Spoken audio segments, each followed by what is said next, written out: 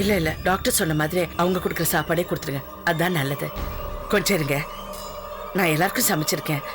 கீரை மட்டும் தான் தாளிக்கணும், 2 நிமிஷத்துல ரெடி ஆயிடும். உடனே கொடுத்துறேன். வேண்டாமா, நாங்க எல்லாரும் கேண்டீன்லயே சாப்பிட்டுக்கிறோம். நான் தான் எல்லாருக்கும் சேர்த்து சமைச்சிருக்கேனே, ஏன் கேண்டீன்ல சாப்பிடணும்? கொஞ்சம் இருங்க, தோ கொண்டு வந்துடுறேன். என்னம்மா என்ன நீ புரிஞ்சுதான் பேசுறியா இல்ல புரியாத மாதிரி நடிச்சுக்கிட்டு இருக்கியா? நீ பார்த்து பார்த்து செஞ்சதெல்லாம் போதும். இந்த போலீஸ் ஸ்டேஷனுக்கு போறது, கோர்ட்டுக்கு போறதெல்லாம் உனக்கு சர்வசாதாரணமா இருக்கலாம். ஆனா என் மகளால் அதெல்லாம் தாங்கிக்க முடியாதுமா.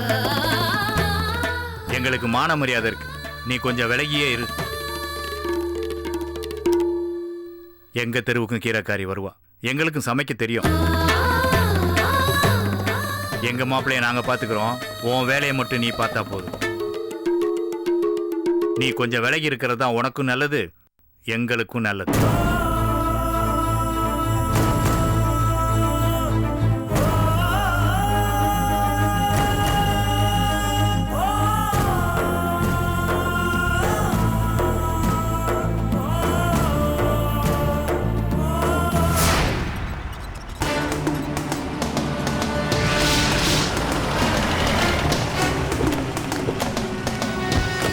எங்க இருக்காரு? உள்ள சார்.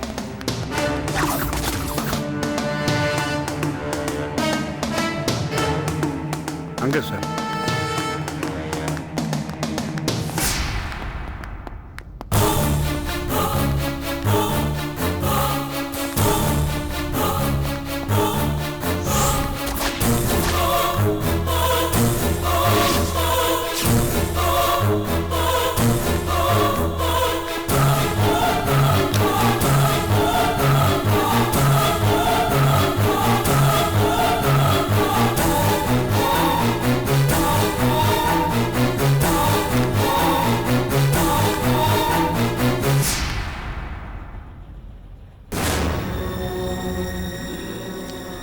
வாங்க.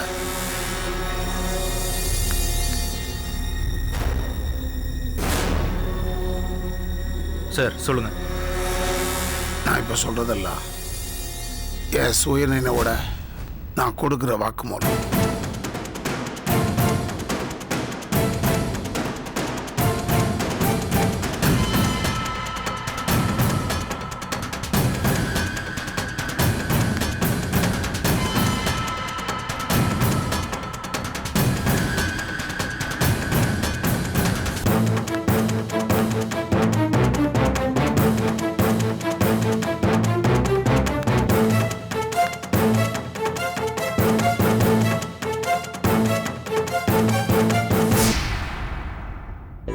பாவம், அவன் ரொம்ப நல்லவன்.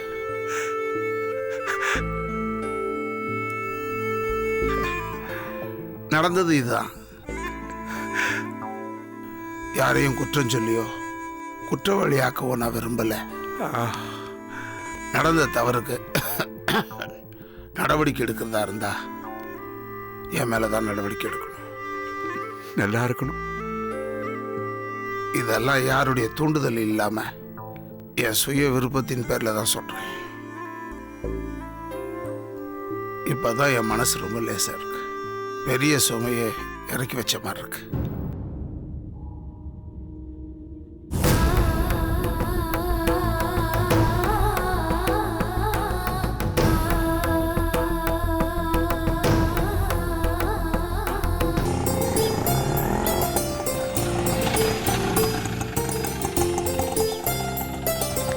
இந்தப்பா,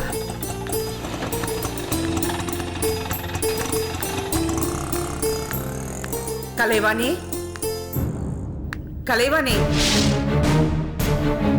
கலை, கலை,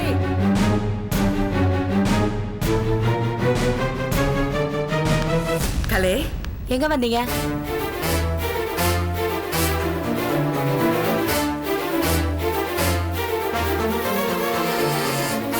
சொல்லுங்க, எதுக்கு வந்தீங்க? எப்ப வந்தீங்கன்னு கேட்காம எதுக்கு வந்தீங்கன்னு கேக்குற? வெத்தலை பாக்க வச்சு அழைக்க நீங்க என்ன விருந்தாளியா?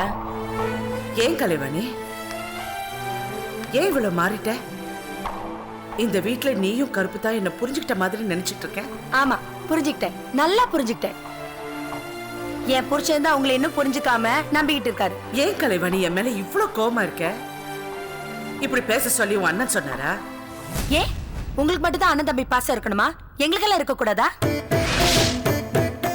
அமுதா இன்னைக்கு ஜெயில இருக்கிறதே உங்களால தான். என்னது? என்னால அமுதா ஜெயிலுக்கு போனாலா? அதனாலதான் நீ என்ன இப்படி வெறுக்கிறியா? அது சரிம்மா, தொட்டு தாலி கட்டின புருஷனோ கூட பிறந்தவங்க என்ன வெறுக்கிறப்ப நீ என்ன வெறுக்கிறது ஒண்ணு தப்பு இல்லம்மா, தப்பே இல்ல. சரி அதை விடு, நான் சண்டை போட வரல, நான் பாரதிய பார்க்கணும். எங்க அவ? நான் அவளை பார்த்துட்டு போயிடுவேன். பாரதி அண்ணா வெளியே கூட்டு போயிருக்காரு, எப்ப வருவான்னு தெரியாது. வேண்டாம் கலைவாணி, வேண்டாம். அன்னைக்கு உன் அண்ணன் தெரு முனையில குழந்தைய வச்சுக்கிட்டு நாடகம் ஆடினாரு. அவர் பண்ண துரோகத்தை நீ பண்ண வேண்டாம். அதை தாங்கிக்கிற சக்தி எனக்கு இல்லம்மா. பாரதி உள்ள இருக்கானே எனக்கு நல்லா தெரியும். நீ கூப்பிடு, நான் அவளை பார்த்துட்டு போயிடுறேன். உங்களுக்கு ஒரு தடவை சொன்னா புரியாதா? தகராறு பண்றதுக்காகவே வந்திருக்கீங்களா? உங்ககிட்ட போய் சொல்லணுன்ற அவசியம் எனக்கு இல்ல. பாரதி இங்க இல்ல, போயிட்டு அப்புறம் வாங்க. சரி சரி சரி, அழக்கூடாது. பாரதி அக்கா, பாரதி அம்மா வந்துட்டாங்க பாரு.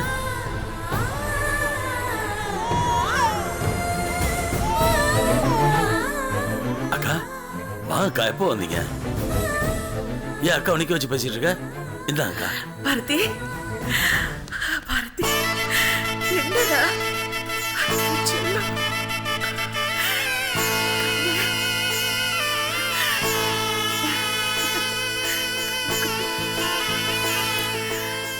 அக்கா என்னக்கா சாப்பிட்றீங்க?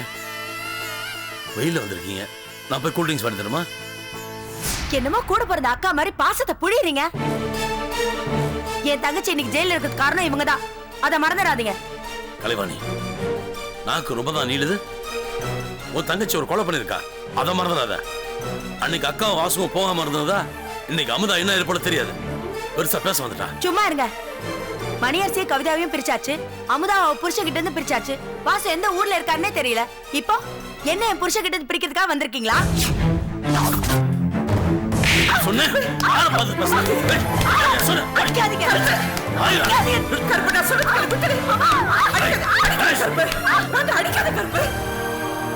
அக்கா என்ன மன்னிச்சேன்க்கா, நானும் பார்த்துட்டே இருக்கேன். ரொம்ப தான் துள்றா. நெல்ல கொட்டா அள்ளிடலாம், சொல்ல கொட்டா அள்ள முடியாதுடி. பெத்த புள்ளைய பார்க்க வந்திருக்காங்க, அத மனசுல வச்சுட்டு பேசு. இப்ப உங்க வயிறு குழந்தை இருக்குமே, சந்தோஷம் தானே? வந்த வேலை முடிஞ்சிருச்சுல, கிளம்புங்க. எப்ப இருந்து இந்த பழக்கம்? கட்டின பொண்டாட்டிய கை நீட்டி அடிக்கிறது தப்பு இல்ல. கலைவாணி மன்னிச்சிடுமா, எனக்கு பாரதி ஞாபகமா இருந்துச்சு, அதனாலதான் நான் வந்தேன். ஆனா வந்த இடத்துல மறக்கவே முடியாத அளவுக்கு நீ நடந்துகிட்ட. கருப்பு, உன்னையும் சேர்த்து தான் சொல்றேன். கை நீட்டி அடிக்கிறது இதுவே முதல்ல கடைசி தடவை இருக்கட்டும். என்ன மன்னிச்சிருக்கா. என்னால யாரும் யார் கூடயும் சண்டை போட வேண்டாம். என்னால எந்த குடும்பத்துல பிரச்சனை வர வேண்டாம். நீங்களாவது ஒத்துமையா இருக்க. நான் வரேம்மா. பாரதி,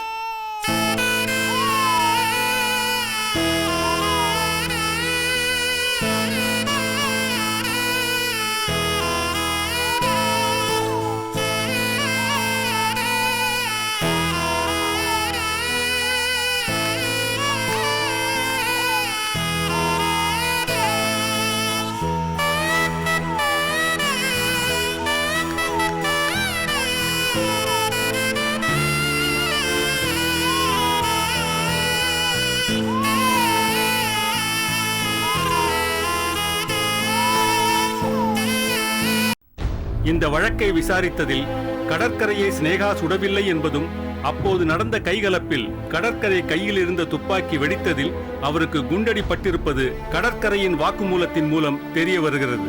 அவர் கோமாவில் இருந்ததால் மேற்கண்ட உண்மைகளை ஆராய்ந்து தீர்ப்பு வழங்க முடியவில்லை. எனவே அவரது வாக்குமூலத்தின் அடிப்படையில் இந்த வழக்கு மறு விசாரணைக்கு எடுத்துக் கொள்ளப்படுகிறது. அதுவரையில் சினேகாவுக்கு நிபந்தனையற்ற ஜாமீன் வழங்கி இந்த நீதிமன்றம் உத்தரவிடுகிறது. இதுல கையெழுத்து போடுமா?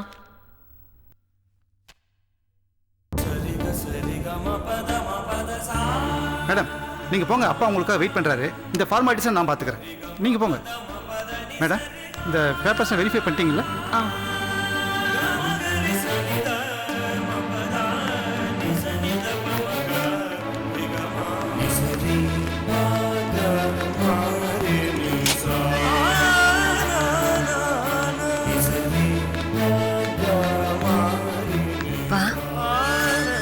ஸ்னேகா,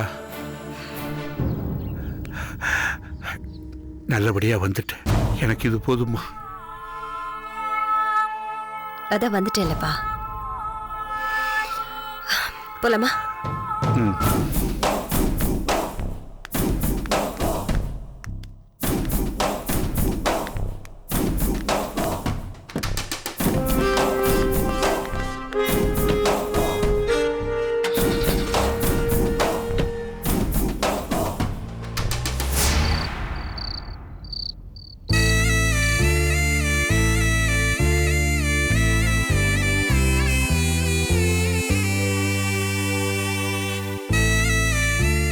மணியரசி கவிதாவையும் பிரிச்சாச்சு, அமுதா புருஷன் கிட்ட இருந்து பிரிச்சாச்சு. வாசு எந்த ஊர்ல இருக்காருன்னே தெரியல. இப்போ என்ன என் புருஷன் கிட்ட இருந்து பிரிக்கிறதுக்காக வந்திருக்கீங்களா?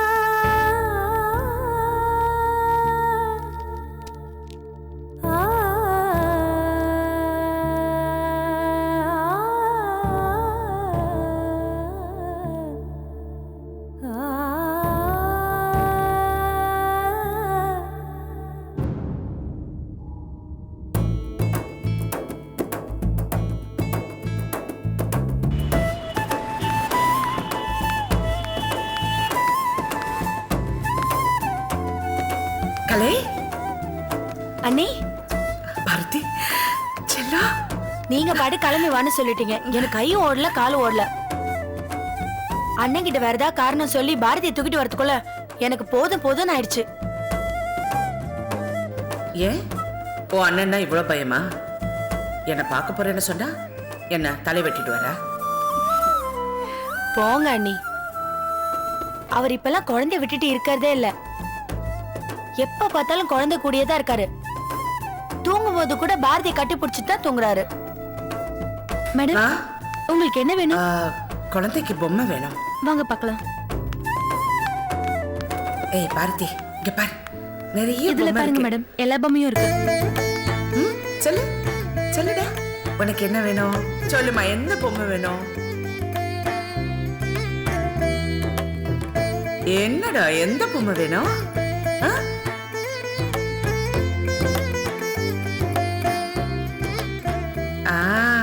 அந்த பொம்மை வேணுமா? சரிம்மா, அந்த பொம்மையை கொடுங்க. இந்தாங்க மேடம். இந்தாடா, நல்லா இருக்கா? பாரதி, உனக்கு எந்த பொம்மை தான் பிடிச்சிருக்கா? பாத்தீங்களா அண்ணி, ஆம்பளை பசங்களா தான் இந்நேரம் காரு துப்பாக்கின்னு வாங்கியிருப்பாங்க. பொம்பளை பிள்ளைங்களுக்கு இந்த மாதிரி பொம்மை தான் பிடிக்கும். இனிமே இதுக்கு தினமும் தலை சீவி பொட்டு வச்சு குளிப்பாட்டி சாப்பாடு ஊட்டியெல்லாம் தான் விளையாடுவா, இல்லடா? இதே மாதிரி இன்னொரு பொம்மை இருக்கா? இருக்கு மேடம்.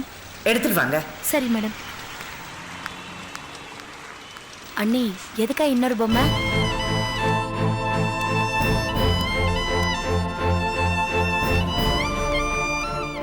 யாருக்கு அண்ணி? இந்தாங்க மேடம். பில்லு போடணும். அங்க இருக்கு மேடம். சார் 2 பார்பி டால் வாங்கியிருக்காங்க, பில் போட்டுருங்க. கொடுங்கம்மா. எவ்வளோங்க? 500 இந்தம்மா இதை கவரில் போடு. கொடுங்க சார். இந்தாங்க. அண்ணே சொல்லுங்க அண்ணே, இன்னொரு பொம்மை யாருக்கு? கலைவாணி, ஒரு பொம்மை என்னை விட்டு பிரிஞ்சு அவர்கிட்ட இருக்கிற இந்த பாரதிக்கு, இன்னொன்னு என்னை விட்டு பிரிஞ்சு எங்க இருக்குன்னு தெரியாத இன்னொரு குழந்தைக்கு.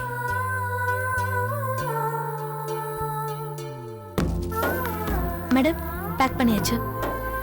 கலை, போலாம். அண்ணே நீங்க இன்னும் அந்த குழந்தைய மறக்கலையா? எப்படி மறக்க முடியும்? இவ்வளவு மாதிரி தானே 10 மாசம் அவளை சுமந்து பெத்த. நிச்சயம் ஒரு நாள் என் குழந்தை என்கிட்ட வருவா. எனக்கு நம்பிக்கை இருக்கு கலைவாணி.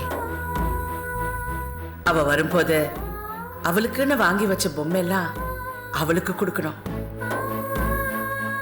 அவ இல்லாம அவ நினைப்புல தவிச்சிட்டு இருந்ததெல்லாம் இந்த பொம்மைங்கெல்லாம் அவளை புரிய வைக்கும்.